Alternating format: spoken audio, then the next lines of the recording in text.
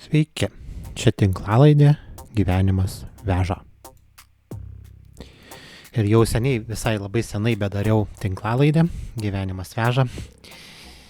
Ir čia bus jau 7 tinklalaidė. Šiek tiek pakeičiau formatą, bet toks labiau ekspromtu viskas vyksta, bet atrodo visai neblogas. Neblogai vizualizacija, kurią pavyko padaryti. Tai vat. Ir šiandienos tema iš tikrųjų bus tokia labiau apie gyvenimą, nes jau gyvenimas veža, bet apie gyvenimą būtent, kai norim siekti kažkokių savo gyvenimo tikslų, kuriuos turim, bet tai daryti su džiaugsmu, kas iš tikrųjų mums nėra lengva dažniausiai, ne? Bet manau, kad tai yra labai svarbu. Ir svarbu yra išmokti, kaip mes galim pasiekti kažkokius užsibrėžtus tikslus, turėti aišku planą, kaip tai padaryti ir galiausiai to siekti. Tai viskas visada turi kažkokius etapus, ne? Ir negalim iškart norėti, kad būtų tiesiog done. Ne? Vis tiek iš pradžių prasideda viskas nuo planavimo. Tai bet koks gali tikslas būti, ne? Gal mes, pavyzdžiui, norim atostogų, kaip planuojam atostogas, ne? Sakykime, ar norim, nežinau, išskristi kažkur, ne? Irgi planuojam, norim kažką įsigyti, irgi planuojam, ne? Visur yra planavimas. Ir kad ir bet kokį tikslą pasiekti, visur reikia planavimo. Ir dėl to svarbu yra, manau, turėti tą tokį pasitikėjimą pirmiausia savimi, žinoti, kodėl aš noriu to tikslo konkretaus ir turėti, aišku, tam tikrą periodą, per kurį noriu tą tikslą pasiekti. Tai va, tai tokie, aš atrodo, basic dalykai iš tikrųjų, bet svarbu labai turėti tokį mąstymą, būtent, kad pozityviai žiūrėti į tai. Net jeigu ne visada viskas vyksta pagal planą ir taip jau bus. Dėl to reikia visada turėti tą tokį supratimą, kad ne visada bus pagal planą. Ir jeigu kažkas nepavyks, tai nieko baisaus. Tiesiog toliau bandai, toliau per naują. Ir taip toliau bandai kitokius dalykus, kol galiausiai pavyksta. Bet esmė yra, kad su tikslo turėjimu yra dalykas, kad turime atrasti tokio pasitikėjimo būtent savimi, savo jėgomis. Ir kai net atrodys, iš esmės visi sėkmingi žmonės, jie pereina per tai. Ta prasme, kad nebūna taip, kad iš karto pavyktų jiem kažką padaryti. Vis tiek mes, aišku, dažniausiai išgirstam tik apie tuos jau sėkmingus dalykus, kai jau kažkas pavyksta. Ten belia kokį paėmų žmogų, ta prasme, kuris ir sėkmingas būtų. Ne, tenai, nežinau, kad ir koks Steve'as Jobsas, ne, ar Elonas Muskas, ar tenai koks nors, nežinau, Microsoft'o įkūrėjas, pavyzdžiui, ne, Billas Gatesas, nesvarbu, jie visi turėjo kažkokius tai tikslus ir labai ilgai to siekia. Arba kad ir Google įkūrėjai, ne, Larry Page'as ir kitas, tenai nepamenu, tai va, visi jie, kurie įkūrė kažką sėkmingo, jiem nebuvo, kad jiem iš karto viskas pavyko. Jie, manau, kad buvo daugybę kartų sufeilinta. Dėl to, manau, ir yra tas dalykas, kada norim kažkokį tikslą pasiekti, turim būti pasiruošę, kad galim sufeilinti. Ir ne vieną kartą. Tai va, tai nebijojimas feilinti, vienas iš tokių dalykų, nebijojimas suklysti, ta prasme, nebijojimas, kad nepavyks kažkas, bet vis tiek fokusuotis daugiau į tai, kad pavyks, ne, ir turėti tą pasitikėjimą, tokį savimi mindsetą ir, manau, pozityvas svarbu. Ir nebijojimas daug kartų bandyti. Tai va, nes iš pirmo karto niekada nebus taip, kad pavyktų. Tai va, tai tos visus pavyzdžius, kiek aš skaičiau ir biografijos, tiek ir Elono Musko skaičiau autobiografiją. Nežinau, ar autobiografiją, bet biografiją jau senai skaičiau, bet realiai vis tiek jam daug kartų nepavyko ir labai daug projektų darė. Ne, su savo bičiuliais įvairiais ir SpaceX kūrė, ne, ir tenai Tesla, ne, visas robotus tuos dabar daro, dirbtinio intelekto humanoidus, nori Marsą užkariauti, nedaug dalykų yra. Mėnulį, Marsą, tai va ir taip toliau. Ir tokie jau, sakyčiau, labai dideli tikslai, kurios nori pasiekti. Ir tikėtina, kad gali užtrukti daug metų, kol gali ir šiam metu reikėti ar 50 metų. Ir nežinau, ar pavyks kada užkariauti Marsą, nu, ta prasme, ne užkariauti, bet kaip čia, kolonizuoti Marsą, nu, kad apsigyventi Marse, kaip sakyti. Bet arčiausia vis tiek, pirmiausia, yra noras arčiau Mėnulis. Bet Mėnulis ir yra dabar įvyksta irgi ta misija nuo balandžio 1 iki 11, ne? Ta vadinamų dabar kur skrenda į Mėnulį. Aišku, aplink Mėnulį skrenda, bet pačiam Mėnulyje netūps, bet tiesiog aplink Mėnulį. Tai iš esmės irgi labai įdomu. Jau daug metų nevyko tas ir dabar Artemis 2 misija vyksta, tai va iki pat balandžio 11, o startavo balandžio 1, tai dabar balandžio 4 yra, kai įrašinėjau tinklalaidę, nu tai realiai jau 4 dienos, ne, tai jie tokioj pusiaukeliai praktiškai yra tarp Mėnulio, nuo Žemės ir Mėnulio jau maždaug per vidurį yra. Jo, pusę kelio pasiekti ir galima stebėti transliaciją per NASA. YouTube kanale galima matyti, transliuoja tiesiogiai nuo pat balandžio 1 iki tikriausiai pat pabaigos iki balandžio 11. Tai ne visada, aišku, visai įdomu yra pažiūrėti, gal ne visada, ne visą laiką, nes yra ten tarpais, kai nieko ten nerodo, tiesiog tą vizualų rodo, kiek liko laiko, bet galima buvo matyti ir kaip jie tenai keturiese yra, ne, yra iš Kanados dalis, iš USA, NASOS ir taip pat iš Kanados. Yra keli, man atrodo, iš Kanados ar vienas. Ir taip pat viena moteris yra, kas irgi pirmą kartą į Mėnulį.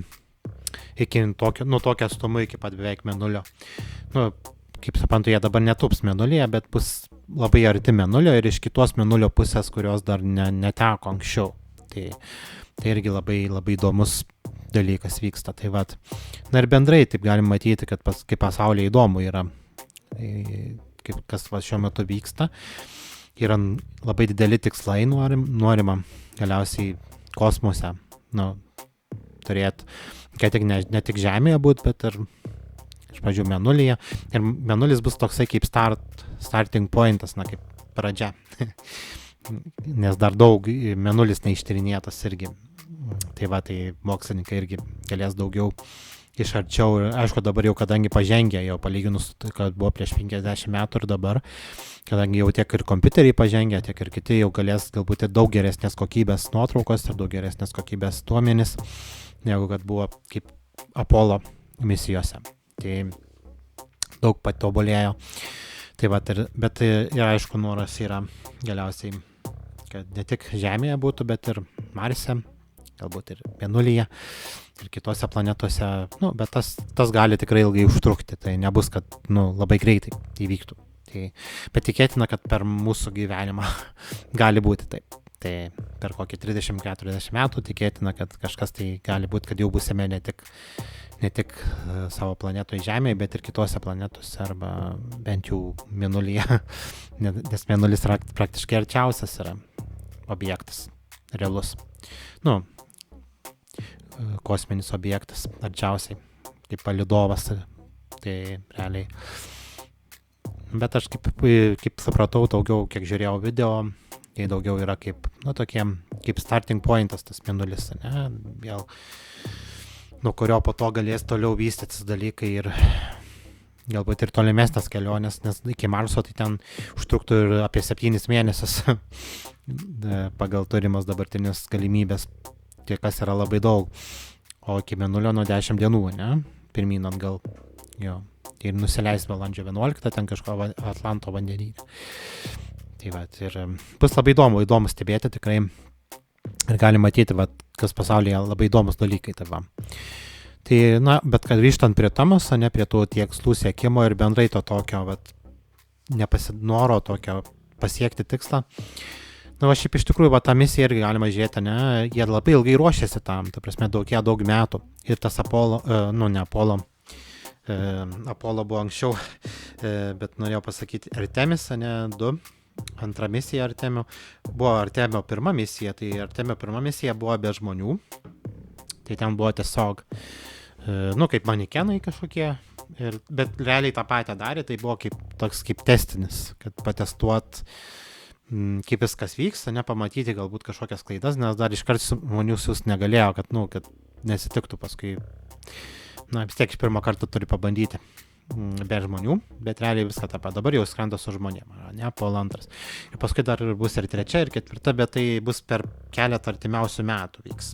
Per 2-3 metus, kas metus arba 2 vyks, žodžiu, tie skirtingos misijos. Ten galima NASA pasiskaityti, bet realiai vyks kas kelis metus, ne? Tai ten 2028, man atrodo, bus ta paskutinė, bet paskui vėl kartuosis kas metus ir kažkiek laiko, jie vis toliau darys pakartotinas misijas.